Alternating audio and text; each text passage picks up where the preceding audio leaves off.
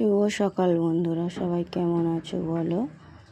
তো আশা করছি সবাই ভালো আছো। তো আমিও ভালো আছি।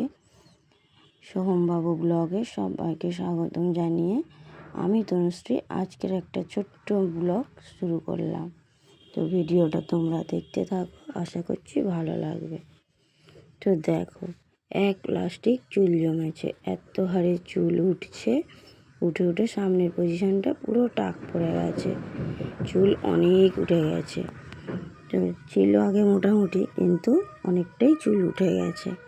তো যাই হোক, সকালবেলা উঠে বিছানা কাঁথা পরিষ্কার করে একটু চুলটা ছেনে নিলাম, নিয়ে হালকার উপর দিয়ে একটু ফ্রেশ হয়ে রান্নাঘরে এলাম চা বানাতে।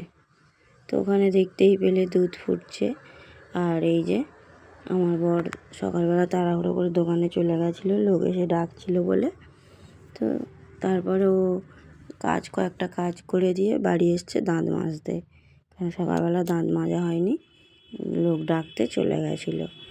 আর এখানে আমার দেখো চা ফুটছে। হ্যাঁ, তোমরা বলতে পারো, তোমাকে তো কোনো সময় বাড়িতে চা বানাতে দেখি না।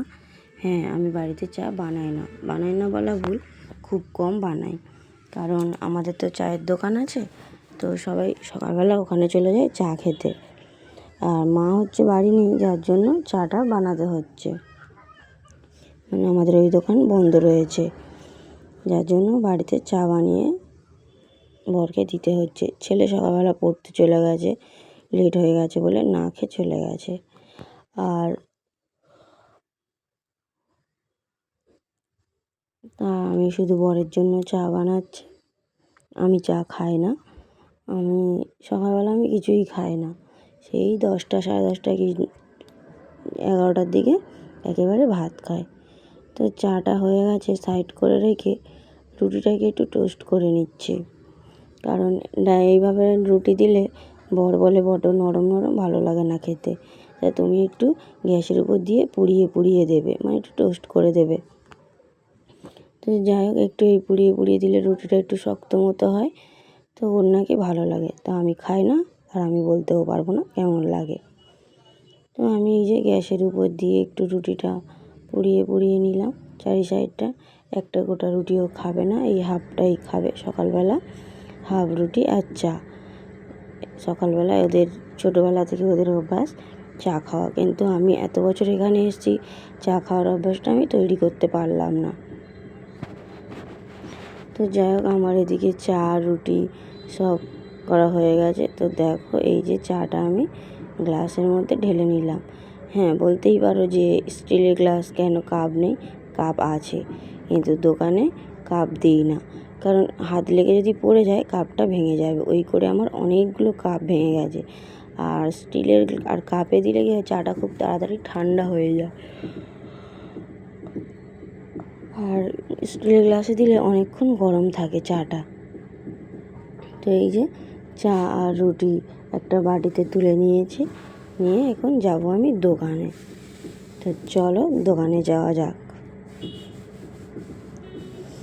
চা রুটি নিয়ে দোকানের দিকে এগিয়ে যাচ্ছি। বাড়ির কিন্তু কোনো কাজ সারা হয়নি, শুধু ঘরের বিছানাটা গুছিয়েছি, আর এই যে চা করে দোকানে নিয়ে যাচ্ছি। দোকানে এসে দেখি বর দোকানে নেই, ভাবছি কোথায় গেল। তো চা রুটিটা রেখে সামনের দিকে একটু দেখবো যে ও সামনের দিকে আছে। ও মা, ওই দেখো রাস্তার ওপারে ওই দোকানে বসেছিল, মানে কাজ ছিল না, তো ওই দিকের দোকান ভাইদের সাথে গল্প করছিল। তা আমাকে দেখতে পেয়ে চলেই আসলো দোকানে, এসে পাখা চালিয়ে নিল, নিয়ে এই যে বসে পড়লো, এবারে চা রুটিটা খাবে। আমি সকালে চা রুটি খাই, আমি চা খাই না বলে তো আমাকেও জোরও করে না, কারণ চা খাওয়ার পরে না কেমন যেন একটা হয়, আমার শরীরটা কেমন একটা হয়ে যায়, যার জন্য আমি আর চা খাই না। আমি সকালবেলা আমার খালি পেটটাই ঠিক আছে। আর চা খেতে খেতে এদিকে একটা গাড়ি হাওয়া দিয়েছে চলে গেছে। তো তারপরেই একটা অটো এসছে, হাওয়া চেক করে দে ভাই। তো এই যে হাওয়া চেক করছে, আর দোকানের সামনের পজিশানটা দেখেছো, কতটা কাদা হয়ে গেছে। এদিকটায় তো ড্রেন হয়নি, রাস্তার ওপারে ড্রেন হয়েছে, আর ওই সাইডটা উঁচু আর এপারটা নিচু, তাই রাস্তার ওইদিকে জলগুলো সব রাস্তার এই সাইডটা খাঁড়ি হয়। আর এই যে জল জমে থাকার কারণে দোকানের সামনেটা একদম বাজে হয়ে থাকে। যতদিন না শুকনো হবে একদম, ততদিন পরিষ্কার করা যাবে না। তাও বলছিল সামনেটা একটু ঢালাই ফেলে দেবে, কারণ পাশের দোকানে ঢালাই ফেলেছে তো, যার জন্য জলটা আমাদের দোকানের সামনে এসে বেশি জড়ো হয়ে যায়। আর এই যে দেখতে পাচ্ছ, হাওয়া দিয়ে 10 টাকা হয়েছে, সকালবেলা 10 টাকা বগ্নি হয়েছে। আর এই যে দুইজনের দোকানে বসে একটু মজা করছিলাম। আমাকে দোকানে বসতে বলে, তো ওই যে মুখটা রং করছিল বলে আমি একটু ওর সাথে ইয়ার্কি মারছিলাম। তো আমাকে বলছিল বাজারে যাও, বাজারটা করে নিয়ে এসো, বেলা হয়ে গেছে অনেক। তারপর আমি বাজার করে চলে এসেছিলাম। এসে আমাদের এই যে দেখো বৃষ্টির জল 1 বালতি 1 ড্রাম ভরে রেখেছি। বৃষ্টির জল, এটা কত পরিষ্কার বৃষ্টির জল। আর এখানে আমার এই যে জলের লাইনটা আমি অন করে দিলাম, এটা হচ্ছে কেনা জলের লাইন। তো সেই জলের লাইনটা অন করে দিলাম। ড্রামে 2-3 দিন হয়ে গেছে জল তোলা হয়নি, বৃষ্টির জলই ব্যবহার করছি। আর এখানে দেখো কতগুলো বাসন পড়ে রয়েছে, সারাদিনের বাসনগুলো পড়ে রয়েছে। আর এই যে গামলিতে কিছু জামা কাপড়, এগুলো তো সব পরিষ্কার পরিচ্ছন্ন করতেই হবে, ওই ঝপাঝপ। তো তাড়াহুড়ো করে গামলিতে এখানে কটা জামা কাপড় আছে, আর কিছুটা জামা কাপড় বাথরুমে বালতিতে রাখা আছে। আর এই যে এখানে আমার ছেলে আমার রান্না করতে লেট হচ্ছিল বলে ও দোকান থেকে এই যে কচুরি আর তরকারি দোকানে বসে বসে খাচ্ছিল, তা বাড়ি নিয়ে এসছে। দেখি থালায় শুধু ঝোলটাই পড়ে রয়েছে, তরকারির ঘুগনির তরকারি, তো শুধু ঝোলটা পড়ে আছে। আর তাও ওখানে খাওয়া দাওয়া করছে স্কুল যাবে বলে। আর এই দেখো আজকের বাজার থেকে টাটকা সবজি এইটুকু এসছে, পুঁই শাক, কুমড়ো, ঝিঙে, টমেটো আর আলু। ঝিঙেগুলো না একদম টাটকা ছিল, খুব সুন্দর দেখতে লাগছিল ঝিঙেগুলো। এই যে আজকের বাজার থেকে এইটুকু সবজি এসছে, মানে যেমন সবজি আসবে তেমন রান্না হবে। তাও এইটুকু সবজির দাম অনেকটাই। কুমড়োটাও দেশি কুমড়ো ছিল, দেখতে খুব সুন্দর লাগছিল, যার জন্য কুমড়োটা এনেছি। আর এই যে আলু, আর এখানে ছিল মাছ আর চিংড়ি, যে দেখো মাছ আর চিংড়ি। এই হচ্ছে আজকের আমাদের বাজার। আর তারপরে না আমার এদিকে ভাত আর আলু ভাজা হয়ে গেছিলো সকালবেলা খাওয়ার জন্য। এই যে দেখো সকালবেলার ভাত, এখানে আলু ভাজা করেছি, আর এই যে কাঁচা লঙ্কা আর পেঁয়াজ। তো এখানে ভাত বাড়ার জন্য আমি থালা আর চামচ নিয়ে নিয়েছি। তো প্রথমে দেওরকে দিয়ে দেবো খেতে। আর এখানে ছেলে স্কুলে যাবে বলে ওর কাকা ভাইপো একটু বসে বসে মজা করছিল। ননর খাবারের প্যাকেটে ওই যে চিরুনি পড়েছে, ওটা নিয়ে 2 কাকা ভাইপো ইয়ার্কি মারছে। তারপর কাকাকে খাবার দিয়ে ছেলেকে রেডি করতে চলে এলাম স্কুলে যাওয়ার জন্য। তখন প্রায় 10:30 বাজে। তো ছেলেকে এই যে জামা পরিয়ে দিয়ে ছেলেকে রেডি করিয়ে দিচ্ছি, ছেলে যাবে স্কুলে।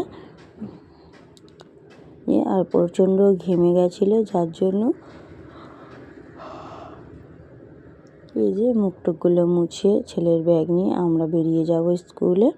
তো চলো স্কুল দিয়ে এসে এই যে জামা কাপড়গুলো কাচতে বসে গেছি। বাসন কোসন কিচ্ছু মাজা হয়নি। তো জামা কাপড় তখনও বর খেতে আসেনি। তো জামা কাপড়গুলো কেচে নিয়ে তারপরে বরের সাথে খাওয়া দাওয়া করব। তো এই যে জামা কাপড়গুলো কাচা চলছে। ছেলের একটা স্কুল ড্রেস, ছেলে 2-3টে স্কুল ড্রেস, কারণ একটাতে হয় না। আজ একটা পরে গেলে কাল আর সেটা পরতে পারে না, প্রচণ্ড ময়লা করে ফেলে। আর প্রতিদিনের জামা প্রতিদিন কেচে দিতে হয় আমার, যার জন্য 2-3টে রয়েছে। আর এই যে কাচা চলছে, এতটাই নোংরা করে ফেলে যে যার জন্য আমাকে ভালো করে ঘষে ঘষে তুলতে হয়।